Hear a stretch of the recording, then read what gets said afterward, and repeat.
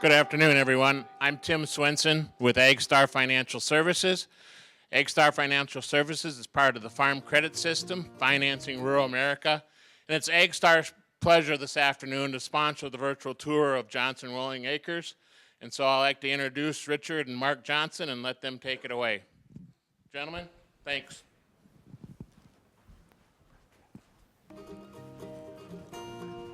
Go ahead and be on this side, Mark.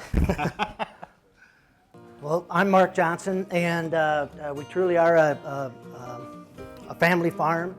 It started with my father and mother, and we come from a large family. We had 7 sisters and 6 brothers, and we started out with Dad never intended that we were going to all be interested in farming, but as time grew on, and some of us went our separate ways, but it turned out more of us, and we've always been a diversified farm. It was something that was brought up, a few sows, a few cows, crops to feed them. It was something that we've just been growing up with. And it started with Mom and Dad in 1979. He realized that there was all of us that were interested in farming. So with that, we started to expand into the dairy. And fortunately, each of us had kind of an interest. I was more interested in the dairy. Richard was into the crops. Bradley was into the hogs. And so we would expand into each one of those things to a certain point. It's like, here again, it started in 1979, and it started with my dad, Leroy Jr., Mark, Brad, Richard, and, not Richard. Nope. But as we going into the 80s, my oldest brother, Leroy, decided that he wanted to strike out on his own. And we just kept on rolling. At that time, we had another brother that came into the corporation. We had room for him. Unfortunately, there was a car accident and he was killed. And from that, in the early 80s, we put through our expansions and needing more help. That's when Richard and my brother-in-law, Gerald Ide, came into us, into our operation also. And it started with my mom and dad. And Fortunately, Dad's still with us here today. Yep. And Mom couldn't be here today, but you'll see throughout the presentation that they definitely are with us, and they have a strong impact on what our operation and our family is today. So. And what we're real proud of now is that we've started and been working on it for several years, as we do have a 3rd generation starting with us, a couple of nephews, or 3 nephews, and we have things in place that as the video goes on, you'll see we have things in place so that if we have more nephews or sons that want to get involved into the farm, we have certain things set up so that they can, we know how it's going to happen and when it's going to happen. I just have always felt very blessed that I was raised with a large family, and we learned a lot of lessons in life just from living them. Mom and Dad taught us a lot of respect, a lot of accountability. I guess personally, Mother was a teacher previous to raising her own family, her own schoolhouse, and Dad had taught us the value of doing a job well and loving what you're doing, and that's what farming is all about. If you don't love what you're doing, you better not farm, because the dollars aren't always the end result at the end of the year. Hello there. Come on along. Watch me milk cows here. Okay. This is when my one of my nephews was doing a school project, and that's how we started, in a stall barn. This is my brother-in-law, Gerald. He was a big part in the corporation at the time, and he's also one that is, being one of the older ones, he is the one that's kind of right in the transition of transitioning out so that we can make room for the 3rd generation coming in. How much milk do all the cows give?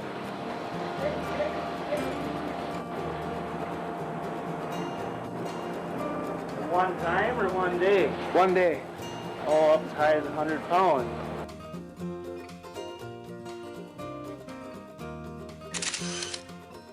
Here's our original building site, which Dad started on.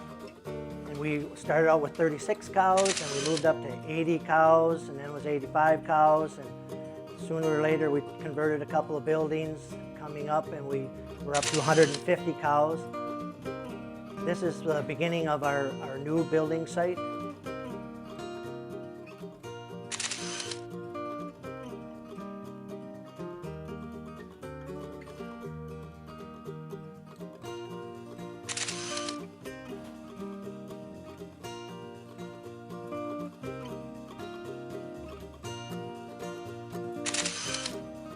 This was the first phase that was done in 2000, where we built a 550 cow freestall barn, a double 12 parlor.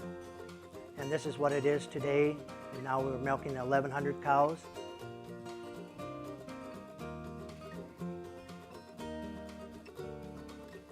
Throughout the years, this is quite an honor that we put on dairy night on the farm.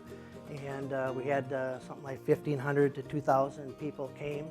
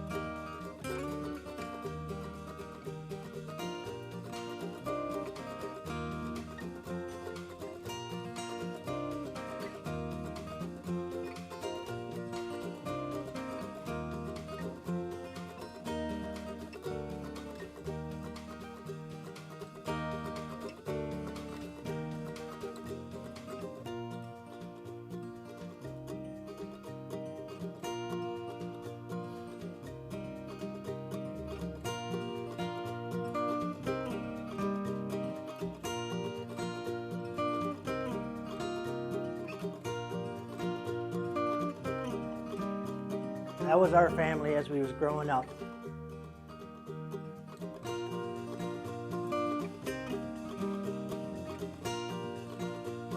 This is the third generation that is hopefully grooming to take over things so we can have something for retirement.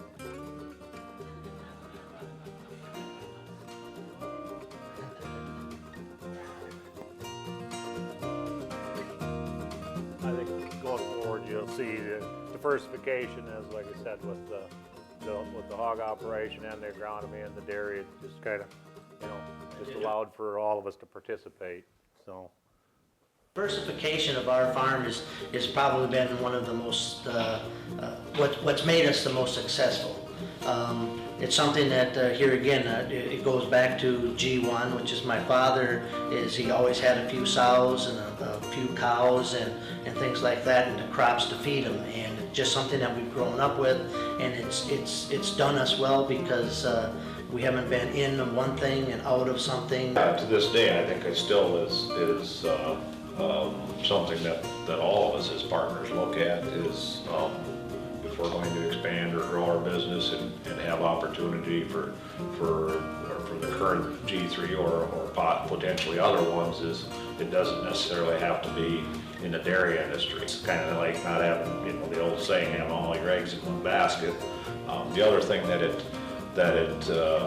as we were growing, coming into the business, it kind of created a little of opportunity for an individualism, yet we were all working together. My brother Brad was in charge of the sows and the farrowing of the sows, and Mark was in charge of the dairy, or prior to that, my brother Leroy Jr.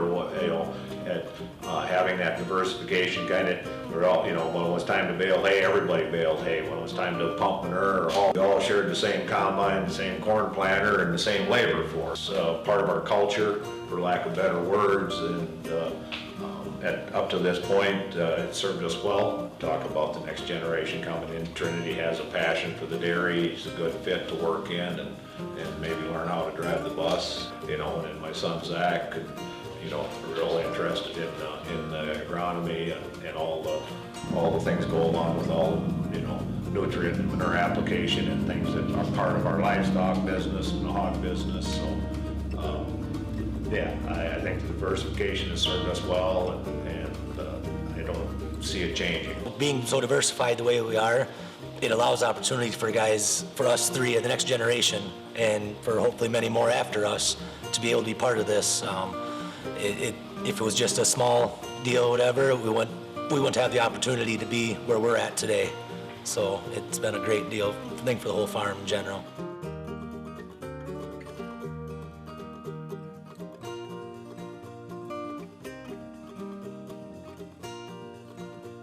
Yep, this is like I say, our parlor. We expanded this in 2012 to a double 18, fully automated. We're milking 1,100 cows through there 3 times a day. Our production as of right now, we're right at the 30,000 pound herd average. We do employ, earlier in the thing you saw that we have 24 full and part-time employees. We have 14 Hispanics that do the majority of the milking. Everything is set up on protocols. Everybody's supposed to do the same thing the same exact way. The other thing that we're very proud of, we have 2 6,000 gallon tanks. Fortunately, the cows are doing so well that the milkman has to still come twice a day to get the milk. We have a basement parlor, so all our meters and pulsators and everything are down in the basement. This makes it easier for the service guys. Even while we're milking, they can come and they can service the pulsators or the meters or check different things out, or when we test milk, we can do it from the basement. We try to use as much new technology. This is a cattle guard fly spray. Here again, it's an automatic thing that they routinely, as they go through the return lane, they get sprayed 3 times a week. And that's the only fly control we have. We don't have to do any premise spraying or anything else. The holding area is sized so that the cows are in and out as quick as they can be. It takes, we can milk about 160 cows in an hour and hour and 10 minutes. This is what we call our old freestall barn. That's a naturally ventilated barn. And this is my brother-in-law, Gerald. This is what he does is, he's kind of the nutrition side of it. He mixes feed on a daily basis.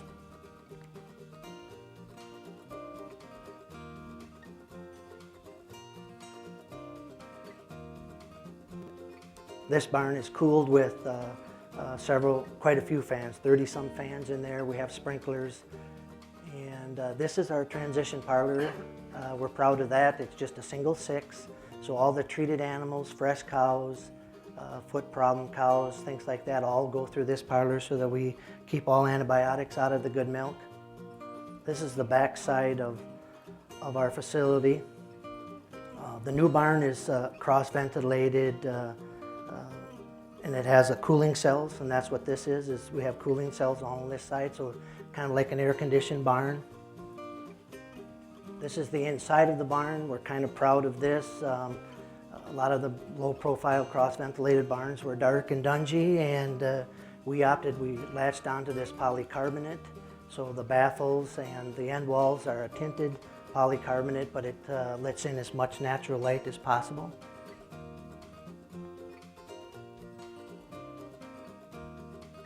And we're also proud of this barn. Our objective all it was from the very first time we expanded to have all the animals on the same site, and this allowed us to do that. So we have a special needs parlor, plus we have an area for the pre-fresh, the dry cows. Everything is treated kind of the same way. Calving areas is what we're proud of. The one thing we don't do is we don't have enough facilities to keep all of our calves. So we have somebody custom raise those for us. We use sand bedding. That's another thing that we're proud of. Everything was focused on cow comfort.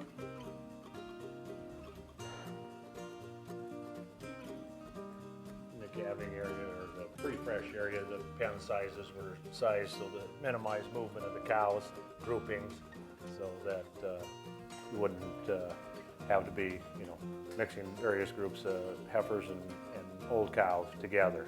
So that was all done in a new facility. The other thing, like as you can see, we use sand bedding. and we also reclaim and reuse the sand bedding. And our setup is not real complicated, but it's kind of a sand flush, and we do wash it, and this is the end result. We have a mountain of rewashed sand, so we don't have to purchase much for any sand.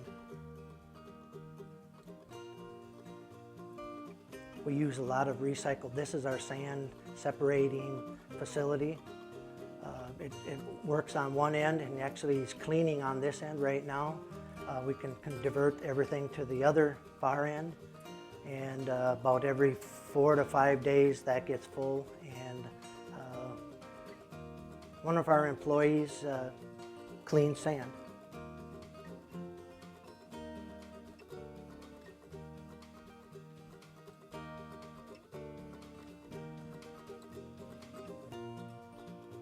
I don't know if I mentioned it, we reclaim in about, I would have to say right around that 85 to 90% of our sand is reclaimed.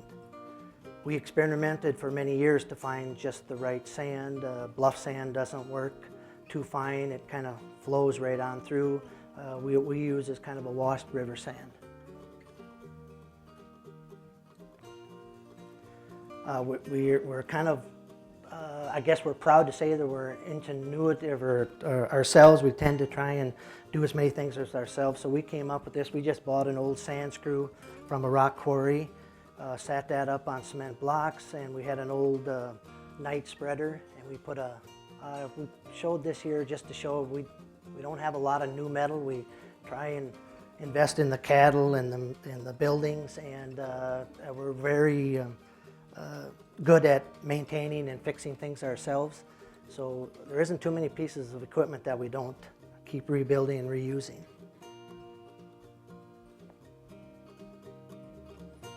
This is our large storage basin. When the other two get full, then we have it so we can pump it up into here. This is 17 million gallons. Yes. Yep. And with that sand washing, we're taking water back out of that structure to wash the majority of the washing the sand, so there's just a small amount of fresh water introduced. So, You want to talk about that? are we gonna go into some crops? Yeah, production here? the one thing another with us is that we are we have enough crop base or land base of our own that we raise all of our own crops to feed the hogs, the dairy, and we have plenty of room to spread the manure.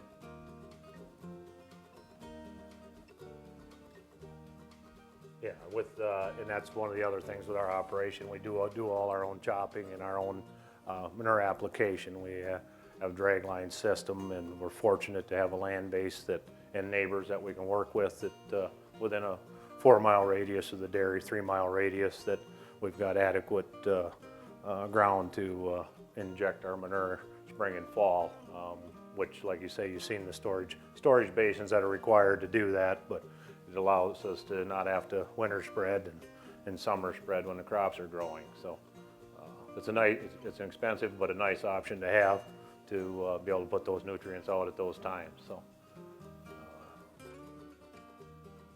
we also, with our, I think, it showed in earlier slides that we've,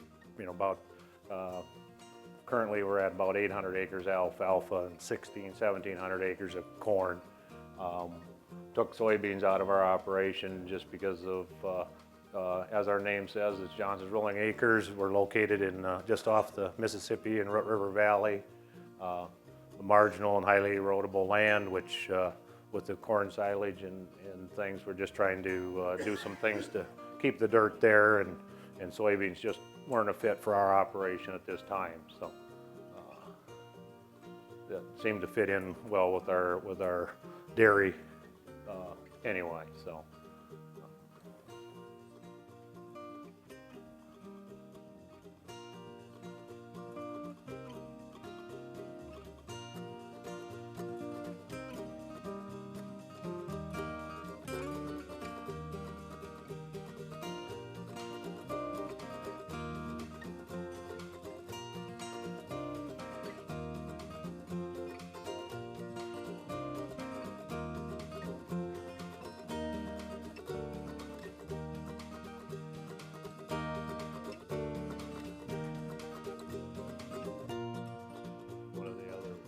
things is that water quality and permitting is an issue in Minnesota, where I believe it you know, is throughout agriculture, and there's some projects that we're involved with to see what we can learn and things we can do and change to in our operation and throughout the watershed to make sure we can continue to operate in agriculture the way that's best for the land and best for the farm. So, like I say, I believe shortly here there will be some gentlemen to discuss a water quality project that we're involved in southeast Minnesota. If you over-apply manure and it runs into the river, it has a negative impact on your operation, plus it has a negative impact on the environment. So to me, it's a win-win to understand how it happens and why it's happening, so we can improve both. For this project, the Root River watershed, which is located in southeastern Minnesota, was divided into 3 smaller ecoregions with 1 edge of field and 1 in-stream monitoring station located in each area. These edge of field flumes automatically collect and measure all of the water that flows off of these fields during runoff events. These water samples are then tested for nitrogen, phosphorus, and sediment. The Root River Field to Stream Partnership got started because there was a need to better understand how agricultural practices affect water quality. We currently are milking 650 cows, and so we own and finish about 10,000 finish hogs a year, approximately 2,400 acres of cropland, 550 currently of alfalfa, and the rest is continuous corn. As far as our tillage, we typically pretty minimal till, kind of relying on the crop residue of a continuous corn rotation to keep our soil here. We are hoping that participating in the study that we could get some facts and learn some things ourselves and see if there's things that we can do to improve our own losses, and at the same time proving that we're, you know, doing what we can to improve water quality for everybody. So to me, it's a win-win to understand how it happens and why it's happening. You know, it's a really unique partnership between, you know, state agencies, agricultural groups, individual producers, conservation organizations that all have an interest in good science. Is to monitor the runoff from this 20-acre tract, and I guess I'd have to say I've been pleasantly surprised since it was installed that it's been less than what I anticipated it would be myself, and I hope it's information that, you know, long term that we can share with the public at large. And due to the comprehensive nature of what we're collecting on a given site, I mean everything from, you know, what our MDA partners are doing with basal cornstalk nitrate sampling, with the lysimeter data, with the edge of field monitoring. We know what's running off. We know what the cropping rotations are. That's a rich data set that we haven't really had, at least in one spot. I think it's important to all of us. And if we can learn something here and use it as a tool, you know, if we're seeing nutrient losses that we just didn't realize were happening, and we can share that with people and in a constructive manner, is of value to everybody in agriculture.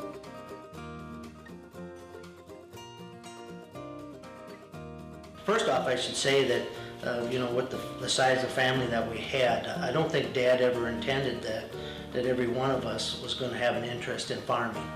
And when all of us did, through a progression, you know, we had a few more cows, or we farrow a few more pigs, or rent a few more farms and stuff. And so then as he seen it, everybody was more interested in the farming. Then there was a time when he felt in order to keep us there, after we built this up, that there something had to be in place to make it so that he's always emphasized it to have ownership in something. And so that's when he started with the corporation, and it was for tax reasons and for a way for the next generation to buy in.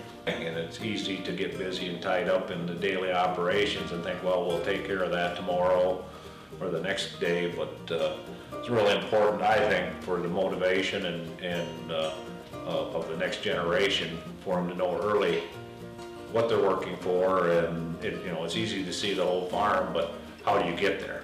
And probably looking at it today from their perspective, is there's no way to get there because of just the sheer cost of doing business today. You know, how do you go from a young 25-year-old to owning some a business enterprise of this nature?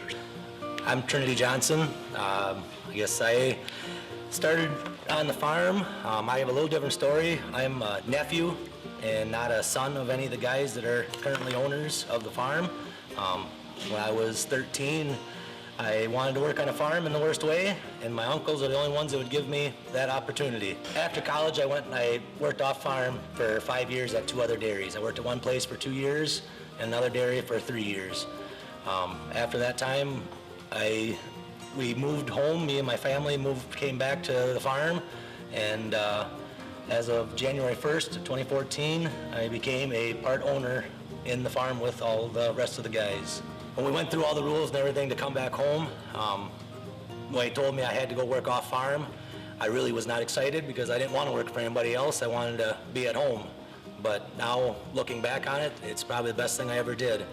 In the future, I have 3 small boys and a daughter that if any of them want to ever come back and farm with us, they will also be required to do the exact same thing. It's one of the best experiences I ever got, being out working with someone else. It's been several years that we opted to go with this here transition plan, and we put a lot of numbers, lots of hours, lots of meetings to get this together to a point where not only for the next generation, but I have a much better comfort level about, I kind of semi know when I'm going to retire and what I will be able to retire on. And so that was, it was a twofold thing for, I think, all of us, is to how, and also to get the next generation in, because in order for me to retire, I have to have someone to continue to take on the business and be able to succeed to supplement my retirement and Richard's and Brad's and everyone else's. Who knows what the future holds, so we tried to set up a transition where it would be an option for whether it's a year down the road or 5 years down the road, that if another party wants to enter the business, that you don't need to rewrite the whole business structure. We've got tools in place to allow that to happen. And you can't, I guess part of what I say is talking about it sooner is better than later, because you alluded to it. It does give you a certain peace of mind. If you're sitting here at 50 and you're putting things out there at risk for this next generation to come in, that you've got some rules and guidelines and things in place that give you a certain comfort level, that you know where you're going yourself, besides them having the opportunity to come back. And I'm Lee Johnson. My dad is one of the owners of the operation here. I don't know, I've been here my whole life pretty much, but then they told us they wanted to work off farm and go somewhere else, so I went to school in Riverland, and Albert Lee went for diesel mechanic, so working on tractors and semis and stuff like that. I went there and did all that stuff, learned a bunch of new things, and then worked at Hamley Equipment for probably more than 2 years, but on and off here and there. And then I was asked to come back and work in the shop and work back here and kind of running the shop and that kind of stuff. And I really enjoyed my experience off the farm, because you got to deal with a lot of other people, personalities, dealing with other bosses, because when you're used to dealing with your dad and your uncles and everything like that, it's really hard to go off farm, and you gotta treat people differently and you get treated differently too. I enjoyed here, have a good time, and get to work with all my family, so can't ask any better than that, I guess. So I guess I would recommend having outside of the family consulting. The hardest things to talk about are the important things to talk about, and just getting a third party out there, somebody that's looking from the outside in, that can sit down with both parties and get those things out on the table and get them resolved, I think is a huge factor. Had we tried to do this ourselves, I don't believe that we would have this comfort level today, because it's a complicated process with the ever-changing values of land and real estate and machinery. Currently today, like you say, we have the 3 of the next generation at this point in time that went through our program. Hi, I'm Zach Johnson. Richard's boy. He's a partner, senior partner at the farm here. I started back to the farm about 3 years ago from today, really, full-time. Voted partner in here last year, January 1st, so that's pretty exciting. Before that, I was kind of the same as the other two. Worked off-farm. I worked at Benson Farm Service out of Lewiston. I worked there for 5 years. That was fun. I did everything there from mixing feed to delivering to applications was more what I did, but in the winter I'd help out with kind of everything. It was a really good experience. I'd recommend that for any farm kid thinking he wants to farm with Dad the rest of his life, is go and do something off farm. I just think that it's the only way for young people to get into the agricultural industry in this day and age. With the scope of the way the business is done, it's been difficult for us to go from that transition from what the family farm to the corporate farm. We still feel as if it's a family farm regardless of who's out there and doing the work. It's they're just a terrific bunch of young men, and they've got some terrific values, and I know that they're looking forward to making all of us proud for the next many years.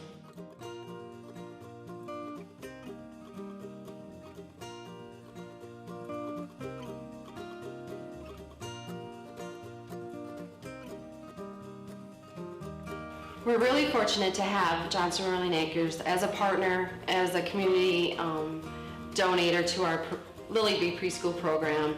Trinity approached us back in 2007, 2008 and helping us with the donation of the milk, along with providing the annual tours of their dairy operation. We were serving either a Kool-Aid or a lemonade or a fruit punch or something to the children, and he thought, let's provide the milk for kids to provide a healthy snack, and so they started donating back then.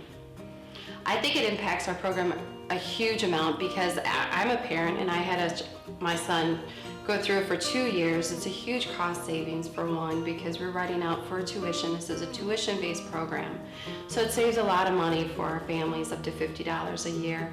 So that's a wonderful donation given to our community and to the kids.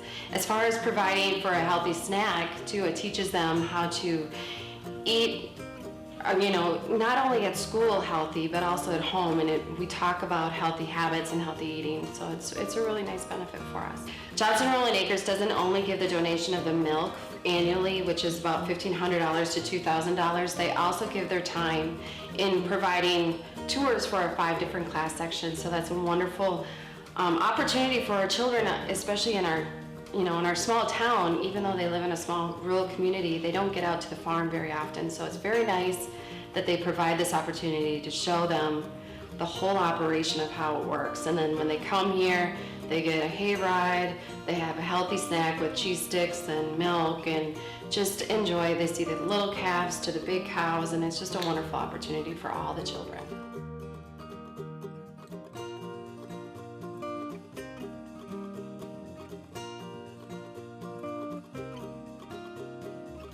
My name's Brad Erickson, and in 2007 I was a member of the Rushford Volunteer Fire Department when the flood hit of August 19th. Well, the flood, it was kind of a unique situation. The watershed that drains into the city of Rushford, there was reports of anywhere from 17 to 19 inches of rain in a 24-hour period, and we had up to that point had a lot of rain, so the ground was very saturated before that night of the storm, and it just kept getting worse and worse. And finally, with that much rain coming down the creek that feeds into Rushford, they estimated probably a 30 to 35 foot wall of water.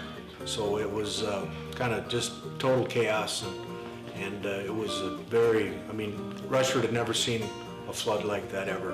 One of our members, Doug Lind, who's actually farms not too far from the Johnsons, and he's also on the fire department, and he kind of came up with the idea that, well, the only way we're going to do this is we got to pump this water out of the city. And he contacted a few farmers in the area, Johnson's Rolling Acres. I know we called Richard early that morning, and they said, what do you need? And so they brought their 2 big manure pumps in, and a couple, 3 other, my son-in-law brought his. They estimated probably they pumped anywhere from 40 to 60 million gallons of water out of the city of Rushford. They just turned them on and opened them up, and they ran for several days in a row. So it was really the only way to get the water out of town, and it was kind of really a community effort to get it done. I'm David UN, and I have lived in Rushford for the last 20 years. In August of '07, there was a terrible, terrible flood in the Rushford area. It so happened also that St. Joseph's Catholic Church was I don't know if it was the only, but it was probably one of the very few dry gathering places left in town.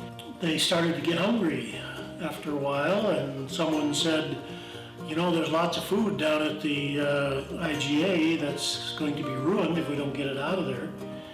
So some people went down there in boats, and they brought all the food that they could, and the people were coming in.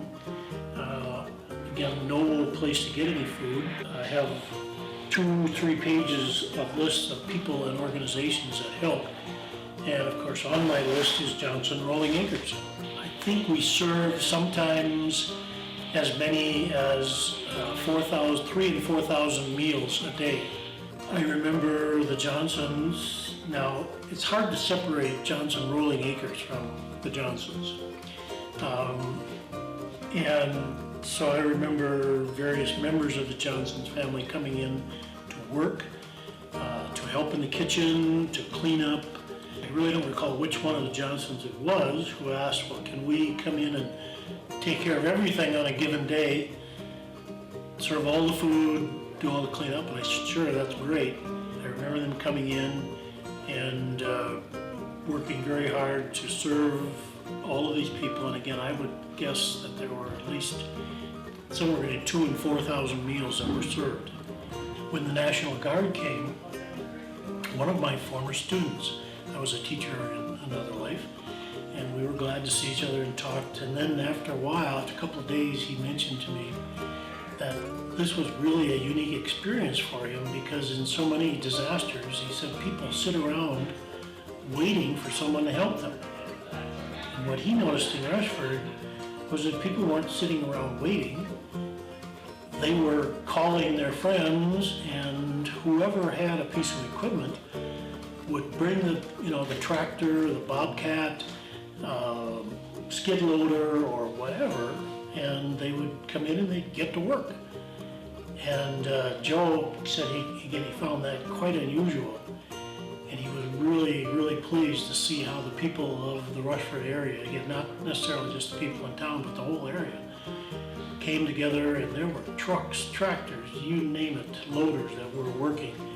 And not because the government, or not because Red Cross or anybody asked them to, they just got together and they did it. And that's kind of where the Johnsons came in. They saw a need, they had the equipment, and there was no question about it. We're going to help.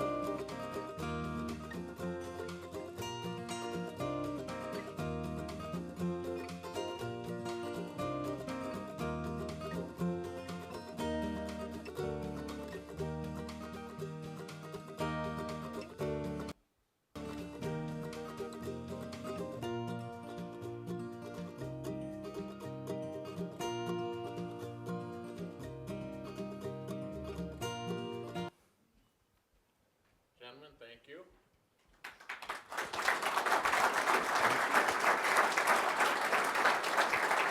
We do have some time for some questions, but before we start the questions, I would like to introduce a few very distinguished people that are part of this organization also. So as is mentioned many times, Leroy and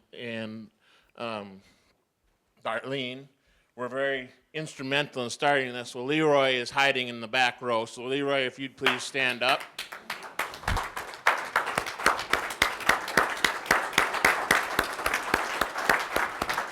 And also because things got a little bit washed out, we took video of Trinity and Lee and Brad and that because they should be home doing snappage right now, was the plan. But they kind of got rained out, so they were all able to join us today also. So, gentlemen.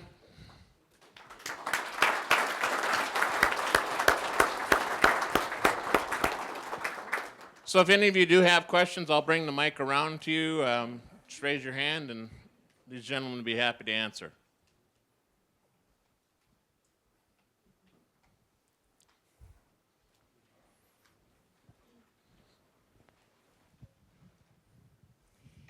Any plans to install a methane digester? Not currently. We did investigate methane digester a number of years ago in one of our expansions, and at that time the technology dealing with the sand and stuff in the digesters, wasn't a fit. Then there's some economics that we just don't feel really applied to for our utility company. Isn't real, I'd have to say, for lack of better words, excited about buying the power at a feasible rate. So at this time, I'd have to say it's not a high priority.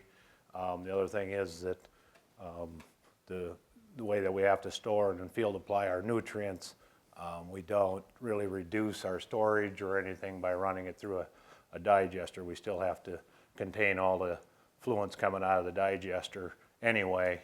So yeah, I guess that's the answer to the digester one. Any other questions?